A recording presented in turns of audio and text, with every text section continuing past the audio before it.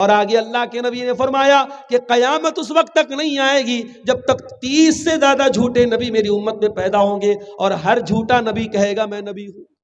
ابھی آج کل ایک ویڈیو بڑا وائرل ہو رہا ہے، ایک آدھا پاگل ٹائپ کا انسان ہے، اپنے آپ کو نبی کہہ رہا ہے۔ ہر دور میں ایسے جھوٹے نبی پیدا ہوں گے۔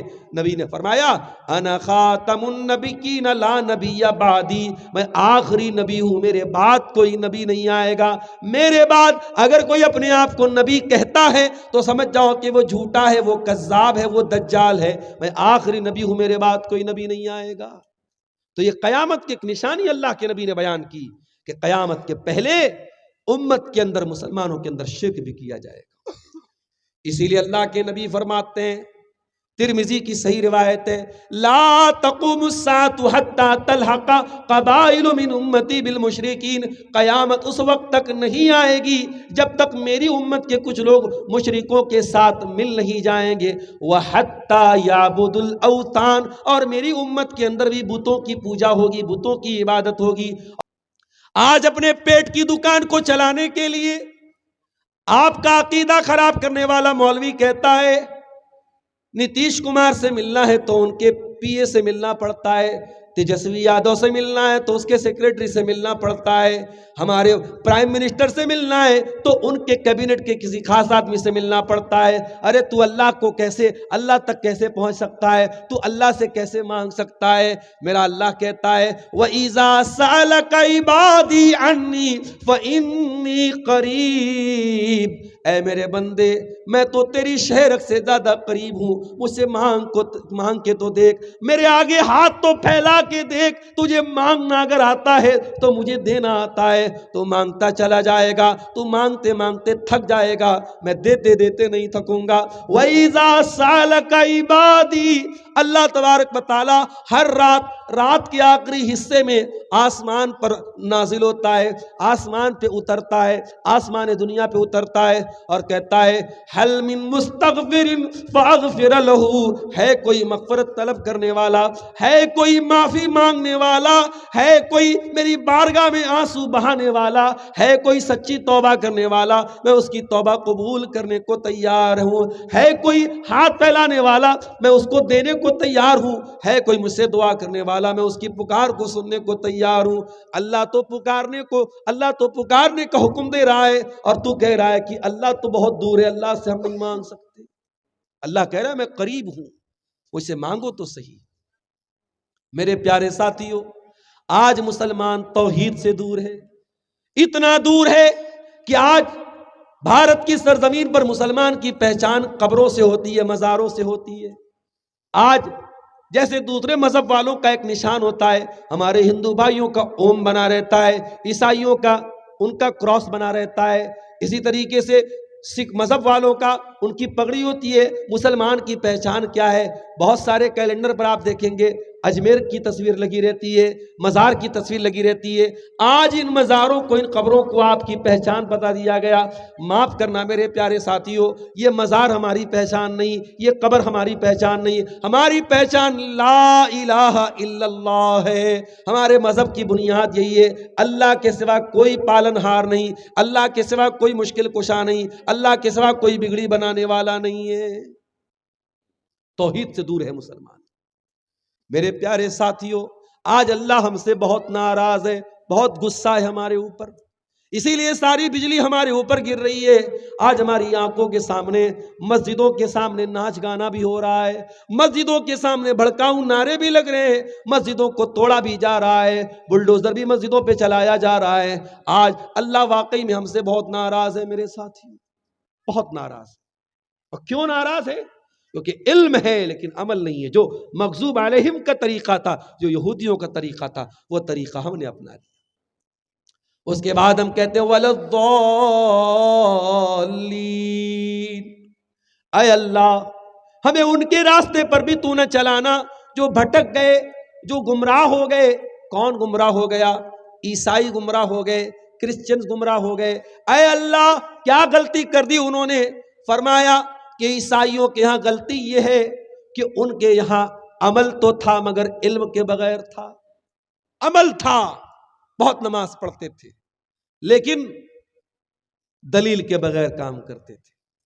عیسائیوں کے یہاں رہبانیت بھی تھی، انہوں نے عورت سے اپنے آپ کو دور کر لیا، شادی نہیں کرتے تھے، بیوی بچوں سے دور رہتے تھے، اور انہوں نے یہ سمجھا کہ اس سے اللہ راضی ہو جائے گا۔ عیسائیوں کے عمل تھا مگر علم نہیں تھا۔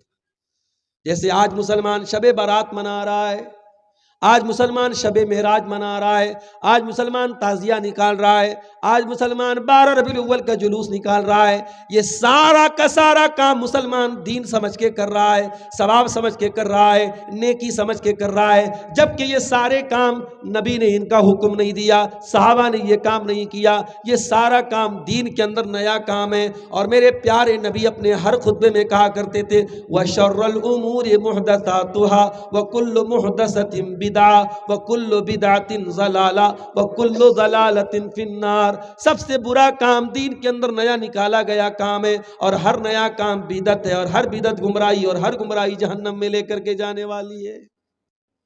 کل جمعہ کا دن ہے، آپ سورہ کہف پڑھیں گے انشاءاللہ، سورہ کہف میں یہ آیت بھی آپ پڑھیں گے قُلْ هَلْ نُنَبِّئُكُمْ بِالْأَخْسَرِينَ أَعْمَالًا الَّذِينَ ضَلَّ سَعْيُهُمْ فِي الْحَيَاةِ الدُّنْيَا وَهُمْ يَحْسَبُونَ أَنَّهُمْ يُحْسِنُونَ صُنْعًا۔ اے نبی آپ اعلان کر دیجئے، کیا میں تم کو ان کے بارے میں نہ بتا دوں جو عمل کے اعتبار سے سب سے گھاٹے میں ہوں گے؟ کون لوگ ہوں گے؟ جن کی ساری نیکی برباد ہو جائے گی، ساری محنت برباد ہو جائے گی، وہ تو یہ سمجھ کے جائیں گے ہم بہت نیک عمل کر رہے ہیں۔ یہ کون لوگ ہوں گے؟ یہ بدعتی لوگ ہوں گے۔ بدعت کرنے والے کا عمل اللہ کے قبول نہیں ہوگا۔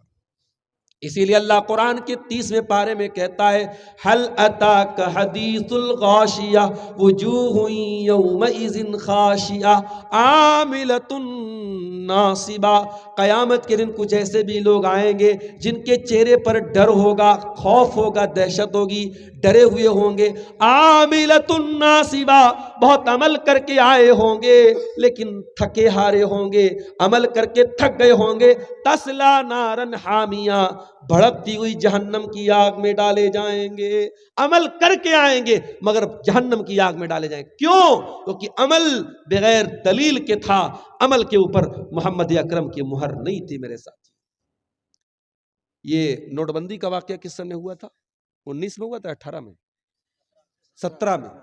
مجھے یاد ہے 2017 میں جب نوٹ بندی ہوئی تھی، اتفاق سے جس تاریخ کو نوٹ بندی ہوئی تھی میرا پروگرام کشن گنج میں تھا، اور اسی دن ہمارے پرائم منسٹر صاحب کا اعلان ہوا تھا کہ آج سے پرانے نوٹ بند۔ اب پورے ملک میں ایک ڈر کا عالم بن گیا، بیچاری عورتوں نے کہاں کہاں چھپا کے پیسہ رکھا تھا، سب نکالنا پڑا ان کو، سب ان کی پول کھل گئی، اور جن کے پاس پیسہ بچا رہ گیا وہ بیکار ہو گیا، آج کسی کام کا نہیں۔ سرکار کا ایک اعلان ہوا، گورنمنٹ کا ایک اعلان ہوا، اور کل تک جو نوٹ مارکیٹ میں چل رہا تھا وہ نوٹ ایک پل میں بیکار ہو۔ اور اب لوگ کہہ رہے ہیں کہ ارے مودی جی نے جو نیا نوٹ بنوایا بڑا ہلکا نوٹ ہے، اس کا کلر بھی اتر رہا ہے، یہ ہے وہ ہے، سب کچھ ہے، مگر بھائی جس کو سرکار نے اپروو کیا چلے گا تو وہی، پرانا والا جتنا بھی خوبصورت تھا وہ چلنے والا نہیں۔ یہی مسئلہ دین کا ہے میرے پیارے ساتھی۔